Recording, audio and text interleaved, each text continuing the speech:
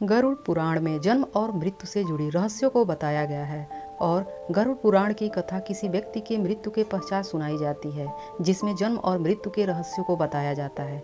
बहुत से लोगों के मन में एक सवाल अक्सर आता है कि अकाल मृत्यु क्यों होती है, पर बहुत से लोगों को यह पता भी नहीं होता है कि अकाल मृत्यु क्यों होती है और कैसे होती है, अकाल मृत्यु किसे कहते हैं। तो दोस्तों, आज की इस वीडियो में हम आपको अकाल मृत्यु से जुड़े रहस्यों के बारे में पूरी जानकारी देंगे, जिसमें आप पूरे विवरण के साथ समझ पाएंगे कि आखिर अकाल मृत्यु क्यों होती है। इस कलयुग में तो समय के अनुसार मनुष्य की उम्र कम होती जा रही है।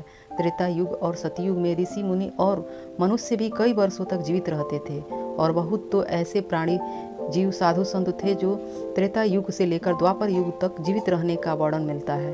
रामायण के जामवंत जी को द्वापर युग में कृष्ण की पत्नी जामवंती के पिता थे। इसी से अनुमान लगता है कि त्रेता युग से लेकर द्वापर युग कई हजारों वर्षों तक जीवित रहे। लेकिन इस कलयुग में तो इस जीवन का कोई भरोसा ही नहीं है, कब किसकी मृत्यु हो जाए कुछ पता ही नहीं चलता। इसलिए हर मनुष्य के मन में एक सवाल जरूर आता है कि अकाल मृत्यु क्यों होती है। क्या अकाल मृत्यु से बचने का कोई उपाय नहीं है? आखिर अकाल मृत्यु से कैसे बचा जाए? तो दोस्तों, आज के पोस्ट में हम आपको अकाल मृत्यु क्यों होती है, अकाल मृत्यु कैसे होती है, अकाल मृत्यु से कैसे बचा जाए, इसकी पूरी जानकारी देंगे।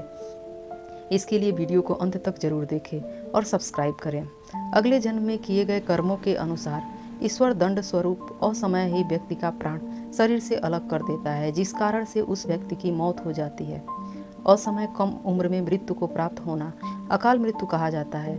विधि के विधान के अनुसार जन्म के समय उस व्यक्ति की मृत्यु का समय भी निश्चित होता है। जिस व्यक्ति की मृत्यु समय से पूर्व हो जाती है उसकी आत्मा मृत्यु लोक में ही भटकती रहती है, क्योंकि बिना अवधि पूरे हुए उस आत्मा का प्रवेश यमलोक या स्वर्ग लोक में नहीं होता।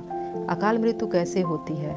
किसी दुर्घटना बस किसी व्यक्ति की मृत्यु हो जाती है तो उसे अकाल मृत्यु की श्रेणी में गिना जाता है। कम उम्र में मृत्यु को प्राप्त होना, जब किसी व्यक्ति का मृत्यु कम उम्र में हो जाता है तो उसे भी अकाल मृत्यु कहा जाता है। अगर किसी व्यक्ति की मृत्यु किसी दुर्घटना से हो जाती है तो सभी लोग यही कहते हैं कि अगर वहाँ नहीं गया होता तो उसकी मृत्यु नहीं होती और वह आज जिंदा होता। किसी की मृत्यु जल में डूबने से होती है तो लोगों के मन में यही प्रश्न रहता है कि अगर वह तालाब में नहाने नहीं गया होता तो वह आज हमारे बीच होता। लेकिन दोस्तों, ऐसा बस लोगों का कहना है, वास्तव में ऐसा कुछ नहीं होता, क्योंकि इस धरातल पर जन्म लेने से पहले ही उस प्राणी की मृत्यु सुनिश्चित हो जाती है।